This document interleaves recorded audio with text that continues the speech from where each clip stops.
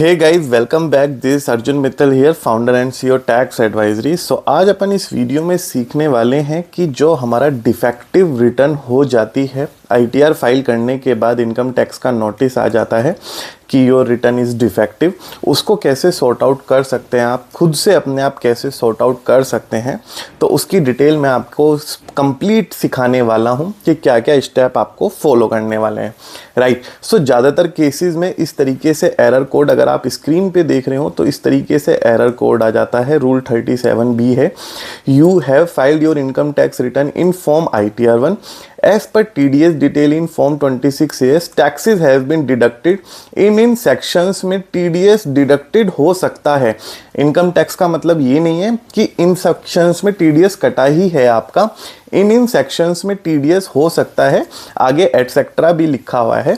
ठीक है, इस रिटर्न्स को आप ठीक करके दोबारा फाइल कीजिए। सो बेसिकली ये अपॉर्चुनिटी है आपको अपना रिटर्न करेक्ट करने का, और आप अपनी रिटर्न करेक्ट करके डिफेक्टिव होने से अपनी रिटर्न बचा सकते हैं। राइट। तो इसका रिप्लाई कैसे दिया जाता है और इसको कैसे आपको डील करना है वो मैं आपको सिखाने जा रहा हूं।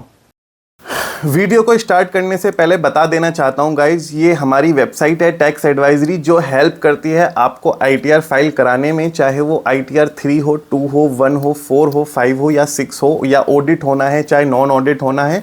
हर तरीके की सर्विसेज टैक्स एडवाइजरी में आपको मिल जाती है। टैक्स एडवाइजरी एक लीगल कंसल्टेंसी फर्म है। जो हमारे गूगल रिव्यूज़ हैं, हमारे गूगल रिव्यूज़ यहाँ पे हमारे क्लाइंट्स के यहाँ पे टेस्टिमोनियल्स आपको देखने को मिल जाएंगे। हमारी सर्विसेज 5 स्टार रेटेड सर्विसेज है by the satisfied customers of thousands of customer ने यहाँ पे हमें अच्छे से गूगल पे यहाँ पे रेटिंग दी है। आप हमसे सर्विसेज अगर अवेल करना चाहते हो तो लिंक आपको डिस्क्रिप्शन बॉक्स में मिल जाएगा, हमसे आप कांटेक्ट कर सकते हो, तो हमारी टीम आपसे अपने आप कनेक्ट कर लेगी। सो यहाँ पे बेसिकली जब हमारे पास नोटिस आ जाए तो बेसिकली नोटिस हमारा कई सारी चीज़ों के चलते आ सकता है। अगर आपने कोई शेयर मार्केट ट्रेडिंग की हुई है, कोई म्यूचुअल फंड या शेयर मार्केट में सेलिंग की हुई है और आपने ITR 1 फाइल कर दिया, तो भी रिटर्न हमारी डिफेक्टिव हो जाती है। उसके पीछे रीज़न यही होता है कि जब हम AIS अपना चेक करेंगे तो AIS में हमें अपना ITR में शेयर मार्केट की सेलिंग डिटेक्ट हो जाती है, क्रिप्टो की सेलिंग डिटेक्ट हो जाती है। अगर आपका TDS कट गया है, जो कि बिजनेस एंड प्रोफेशन का सेक्शन है, लाइक 194 JB, वो बिजनेस एंड प्रोफेशन का सेक्शन है, उसमें आपका TDS डिडक्ट हो जाता है और आप ITR 1 फाइल कर देते हो, तो उस केस में भी रिटर्न डिफेक्टिव हो जाती है। AIS आप यहां से चेक कर सकते हो, 26AS बेसिकली यहां से चेक कर सकते हो। 26AS में चेक करना आपको सिखा चुका हूं अपनी अर्लियर वीडियो में, लिंक आपको आई बटन में मिल जाएगा। 26AS बेसिकली बात करता है TDS डिडक्टेड की, तो यहाँ पे आप सेक्शन अपने चेक कर लीजिए कौन कौन से सेक्शंस में TDS कटा हुआ है। आपके ब्रोकर ने तो TDS नहीं काटा। AIS में बेसिकली आप चेक कर लीजिए अपना सेविंग अकाउंट का interest, dividend, selling of share market, mutual fund, sale of property if any, और बहुत सारी डिटेल, सेलिंग ऑफ क्रिप्टो वगैरह आपको मिल जाती है। तो पर्टिकुलर जो मैंने ये अकाउंट लॉगिन किया हुआ है, इसमें बेसिकली अगर हमने देखा AIS में जाके तो इसके अंदर सेलिंग ऑफ क्रिप्टो भी था और उन्होंने ITR 1 फाइल कर दिया था। अब इसको हम करेक्ट कैसे करेंगे? हम करेंगे रिवाइज रिटर्न फाइल करके इसको करेक्ट। रिवाइज रिटर्न फाइल करने के लिए आपको बेसिकली कुछ नहीं करना, इसका रेस्पॉन्स आपको सबमिट कर देना है और इससे नोटिस से एग्री कर जाना है। एग्री करने के बाद आप यहाँ पे जाना, फाइल रिवाइज रिटर्न, समझ रहे हो? यहाँ पे रिवाइज रिटर्न पे क्लिक करना, यहाँ पे ऑनलाइन पे क्लिक करके आप कंटिन्यू कर जाना।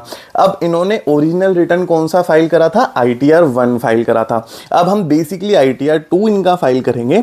ITR 2 फाइल करने के लिए बेसिकली हमारे पास यहाँ पे ITR 2 का फॉर्म मैं इनका भर रहा था, तो यहाँ पे हम जाएंगे ITR 2 के फॉर्म के लिए और यहाँ पे अपने शेड्यूल ओपन कर लेंगे। देखो, शेड्यूल सैलरी जो होता है वो ITR 1 में होता है।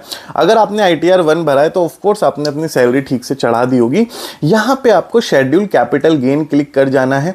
अगर आपकी वर्चुअल डिजिटल एसेट यानी क्रिप्टो से सेलिंग है तो वो भी आपको यहाँ पे मेंशन करनी है, वो भी शेड्यूल यहाँ पे सेलेक्ट कर देना है, ठीक है। इसके अलावा यहाँ पे हमें डिडक्शन सेक्शन में अगर कोई डिडक्शन है वो भी आपको क्लिक कर देनी है, और यहाँ पे कंटिन्यू पे क्लिक करके स्किप द क्वेश्चनरी को यहाँ पे कंटिन्यू कर देना है। अब आपको रिवाइज रिटर्न करने के लिए ओरिजिनल रिटर्न का एक्नॉलेजमेंट नंबर और डेट ऑफ फाइलिंग आपको पता होनी चाहिए, ठीक है। यहाँ पे हम बेसिकली जाते हैं फाइलिंग सेक्शन में।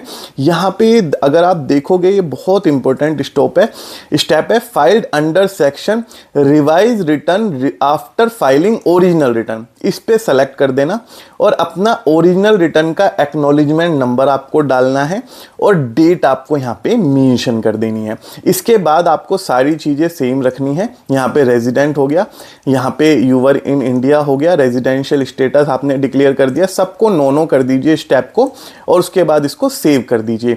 आपने बैंकिंग डिटेल्स वगैरह ऐड करने के बाद कंटिन्यू बटन पे क्लिक करके अब आप इसके अंदर सैलरी का सेक्शन अगेन भरिए, जो आपने सैलरी ओरिजिनली ATR 1 में भरी थी या जो आपकी रियल सैलरी है वो इसके अंदर मेंशन कीजिए। यहाँ पे सैलरी की इंफॉर्मेशन देने के बाद आप कैपिटल गेन पे आ जाइए। आप ये चेक कीजिए अपना डीमैट अकाउंट का P&L रिपोर्ट निकाल के कि आपको कितना यहाँ पे कैपिटल गेन हुआ है और आपको कितना short term capital gain, long term capital gain हुआ है। आपने कितना अनरियलाइज गेन पे टैक्स नहीं लगता तो वो मेंशन करने की जरूरत नहीं है। Long term capital gain 112A होता है और 111A होता है हमारा शॉर्ट टर्म कैपिटल गेन। दोनों पे क्लिक करके कंटिन्यू पे क्लिक कर दीजिए, तो यहाँ पे बेसिकली आपको शॉर्ट टर्म कैपिटल गेन और लॉन्ग टर्म कैपिटल गेन को रिपोर्ट करने का ऑप्शन मिल जाएगा। ये सारी चीजें करने के बाद आप यहाँ पे शॉर्ट टर्म कैपिटल गेन में short term capital gain include कीजिए।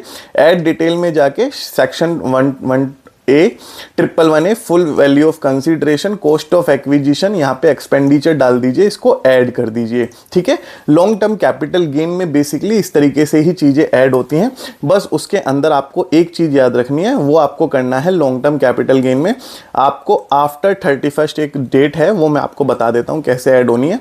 यहाँ पे long term capital gain report करने के लिए आपको कुछ नहीं करना, बेसिकली ऐड डिटेल में जाके इसको आफ्टर 31 जनवरी 2018 कर देना। यहाँ पे cost of acquisition, full value of consideration, expenditure यहाँ पे डाल दीजिए, ठीक है।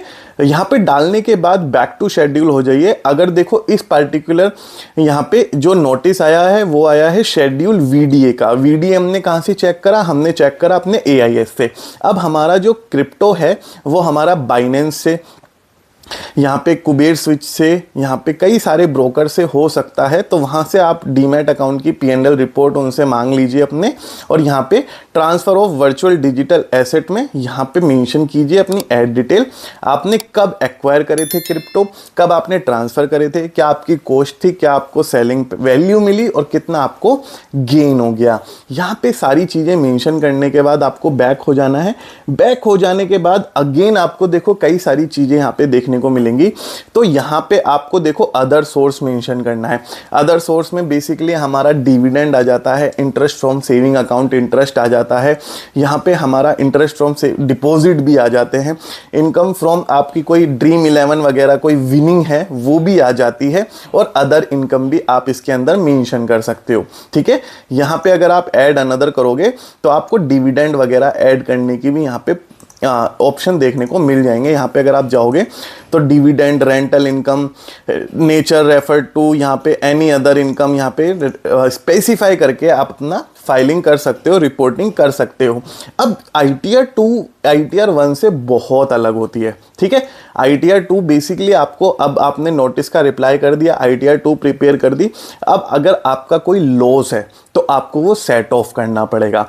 मैं बेसिकली एडवाइस करूंगा इस मामले में आप किसी एक्सपर्ट की हेल्प लें, और एक्सपर्ट की हेल्प से ही रिटर्न अपना ITR 2 फाइल कराएं, ताकि ये डिफेक्टिव नोटिस आपका हट जाए।